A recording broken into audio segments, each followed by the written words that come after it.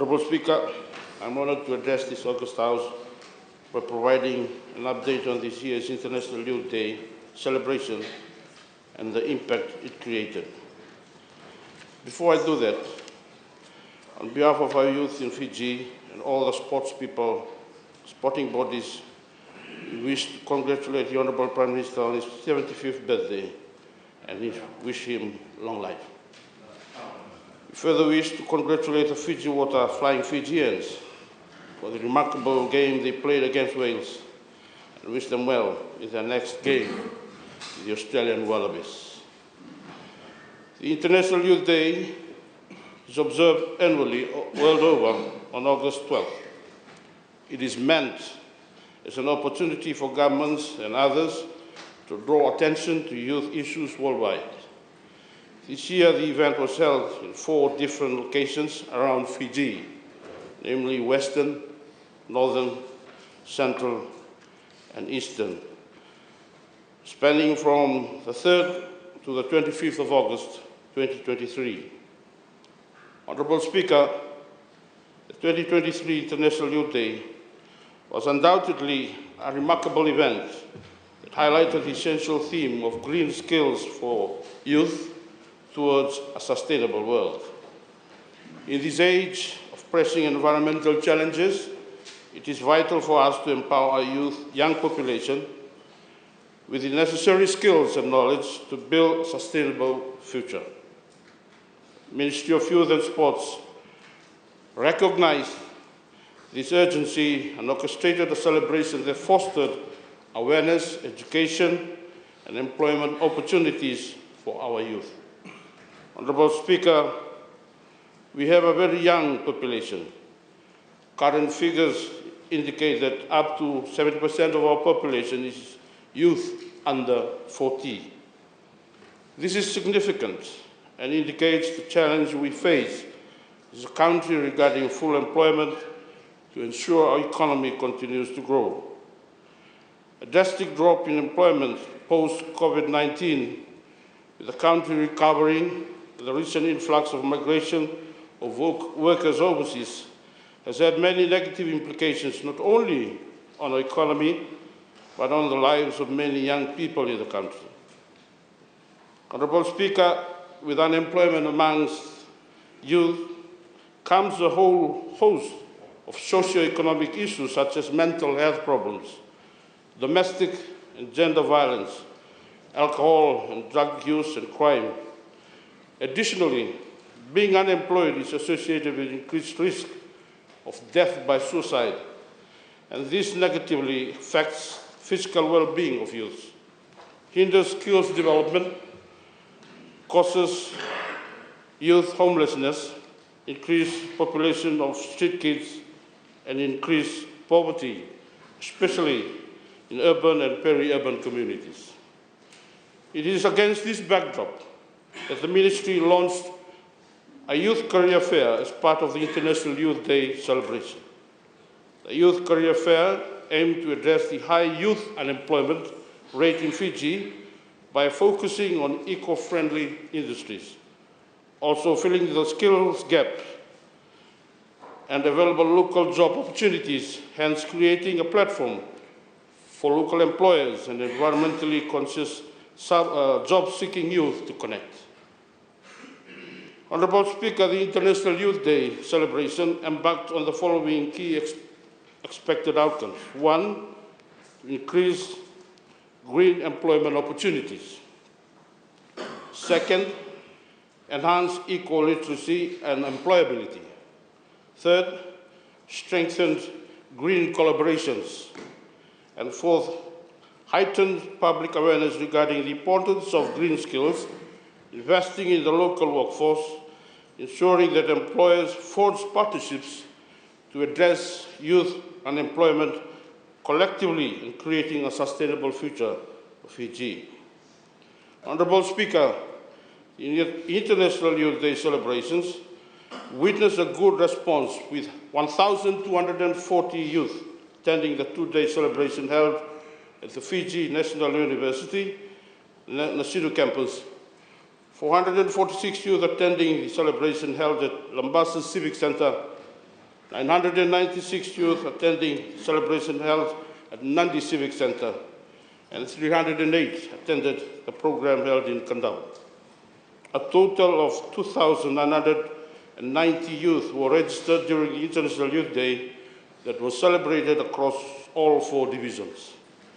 Various workshops and interactive sessions were organized to facilitate learning and knowledge exchange. Experts and professionals from different domains of sustainability delivered informative talks to inspire and motivate the young generation to be agents of change in our society. The events featured informative exhibitions, educational programs that engage our youth in understanding the significance of green skills. It was indeed heartening to witness their enthusiasm and passion as they actively participated in discussions and practical sessions. Honourable Speaker, the Ministry of Youth and Sports ensured that the celebrations provided a holistic experience for our youth. The collaboration with various stakeholders and organizations working in sustainability played a pivotal role in the success of the event. Furthermore, Honourable Speaker, the presence of the compliance industry, such as the Fiji Revenue and Customs Services, Fiji National Provident Fund, Ministerial Justice through BDM, and banking sectors provided the enabling environment and a one-stop shop for the youth to take advantage during the Youth Career Fair. Honourable Speaker, the impact of the program was realized almost instantly, as some youth were interviewed and absorbed directly into the workforce. A total of 83 recruitment was done during the International Youth Day 2023 celebration. As of this week, 600 youths are currently training on the job prior to full employment. With discussions we are having regularly with stakeholders, we expect to see an increase in recruitment numbers for those youths who had attended the career fair in the coming weeks as employers commence their respective recruitment formalities.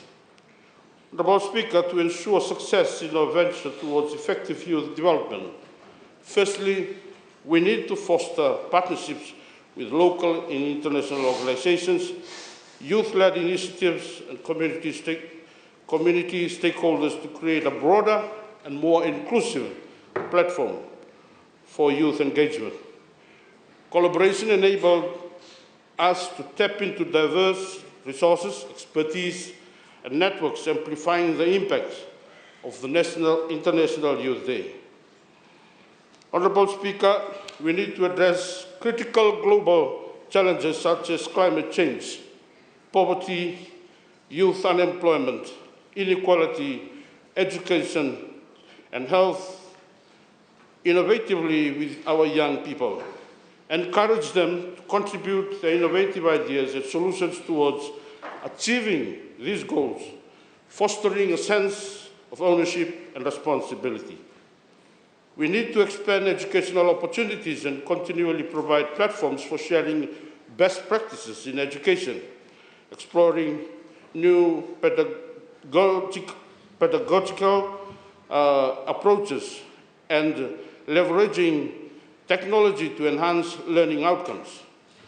Speaking of youth unemployment, there is a need to strengthen youth entrepreneurship by empowering young entrepreneurs through creating an enabling environment that supports youth-led business and startups, facilitate access to finance, mentorship programs, and business development services, enabling young people to turn their innovative ideas into sustainable enterprises. Honourable Speaker, as a way forward, the Ministry of Youth and Sports has set up a roadmap to have such similar events like the Youth Career Fair on a quarterly basis quickly address the need of the industry on the human capital and to strengthen our youth development agenda aligned with the SDG and the National Development Plan. Secondly, the Ministry will continuously engage with employers and all line ministries in continuing to drive partnership, collaboration in addressing the current issues of increasing unemployment for our young people, addressing skill gaps that is increasing due to the number of people heading offshore for job opportunities. Thirdly, the ministry will seek for an increased budget allocation to support this program to ensure effective implementation and sustainability. Furthermore, the ministry will establish a targeted approach towards implementing youth empowerment and skills training by coordinating with employers to ascertain skills needed and organize trainings to meet the demands of the job market. Moreover, the ministry will set up a database to store information of all youths registered through the Youth Career Fair, including their CVs, to ensure ease of reference when dealing with employers and employment opportunities available for our youth. Honourable Speaker, the dedication and hard work put into organising this year's International Youth Day celebrations are commendable. And I take this opportunity to express my gratitude to the media industry, especially the CEO of Fiji Broadcasting Corporation and his team, UNFPA, for its continuous support towards youth development, stakeholders, line ministries, and our dedicated staff in the ministry for their unwavering commitment. Special gratitude to the Honourable Sashi Kiran for her support. As we look ahead to the future of the International Youth Day and Youth Career Fair in Fiji, it is crucial that we build upon the success of this year's event and continue to prioritize the empowerment and development of our youth. Honourable Speaker, together we can create a world where every young person has the opportunity to thrive, where their dreams and aspirations are realized and where their contributions are valued. Sir, the lack of economic opportunities has led to extreme poverty within our communities. The lack of economic opportunities have also led our youth to illegal activities like growing marijuana in remote areas and others as source of income. It is the lack of economic opportunities that also led more youth to loiter around our urban centres and live on the streets. However, by aligning the event with the theme of green skills for youth towards a sustainable world and launching a youth career fair, the Ministry of Youth and Sports has taken a significant step towards empowering our young people to champion environmental sustainability and bridge the gap of the current employment need with different employment sectors and invest on our young people. We are very confident that the knowledge and skills gained by our young generation during these celebrations will shape a brighter and greener future for Fiji. Thank you, Honourable Speaker and esteemed members of Parliament.